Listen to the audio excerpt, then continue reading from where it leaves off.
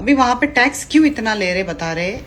अगर आपकी कमाई 100 रुपया है, मैं बस 100 रुपया के हिसाब से आपको कैलकुलेशन बताती हूँ।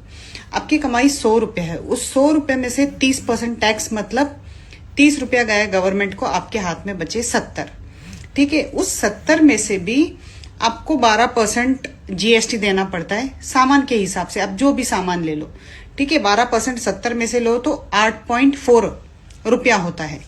तो वो 30 तो पहले चले गए, ನಾವು ಕಟ್ಟೋದು ಕಟ್ಬಿಟ್ರೆ ಬಟ್ 100% ಗೆ और आपने कुछ महंगा सामान लिया, स्कूल मतलब 70 रुपए में से भी वो लोग टैक्स ले रहे हैं आपसे। ನಾವು ಇಷ್ಟು ಟ್ಯಾಕ್ಸ್ ಕಟ್ತಾ ಇದ್ದೀವಿ। अगर आपने कुछ महंगा ನಮ್ಗೆ लिया ಎರಡು तो ಕಾಸ್ಟ್ಲಿ 18% ಎಜುಕೇಶನ್ ಹೆಲ್ತ್ ಅದ್ಭುತವಾಗಿರೋ ಒಂದು ಫ್ರೀ ಕೊಟ್ಬಿಡಿ, 12.6% होता है। ಯಾರು ದುಡ್ಡು ಮಾಡ್ತಾರೆ ನೋಡಿ ಬೇಕಾದ್ರೆ। टैक्स जो गवर्नमेंट आपके ಎರಡು ಬಹಳ ಮುಖ್ಯವಾದ ನಾನು ಹೇಳ್ತಿರೋದು ಎಜುಕೇಶನ್ ಹೆಲ್ತ್।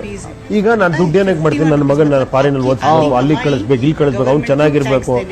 ಒಂದು ನಾವಂತೂ ಓದ್ಲಿಲ್ಲ, ನಾಳೆ ನನಗೇನಾರ ಹೆಚ್ಚು ಕಡಿಮೆ, ನನಗೇನಪ್ಪ ನಾನು ಯಾಕೆ ದುಡ್ಡು ಇಡ್ತೀನಿ ಹೇಳಿ, ನಾಳೆ ನನಗೇನಾರ ಹೆಚ್ಚು ಕಡಿಮೆ ನೋಡ್ಕೊಳಕ್ ಬೇಕು, ನಾನು ನೋಡಿ ಯಾವ್ದು ಹಾಸ್ಪಿಟಲ್ ಅಡ್ಮಿಟ್ ಆದ್ರೆ ಇದು ಎರಡು ಬಿಟ್ರೆ ಇನ್ನೇನಕ್ಕೆ ಮಾಡ್ತಾನೆ ಹೇಳಿ, ಇನ್ನು ಎಂಟರ್ಟೈನ್ ಮಾಡ್ತಾನೆ, ದುಡ್ಡು ತಗೊಂಡೋಗಿ ಎಲ್ಲ ಟೂರಿಂಗ್ ಮಾಡ್ತಾನೆ, ಅದು ಏನಂದ್ರೆ ಎಕಾನಮಿಗೆ ಇದಾಗುತ್ತೆ।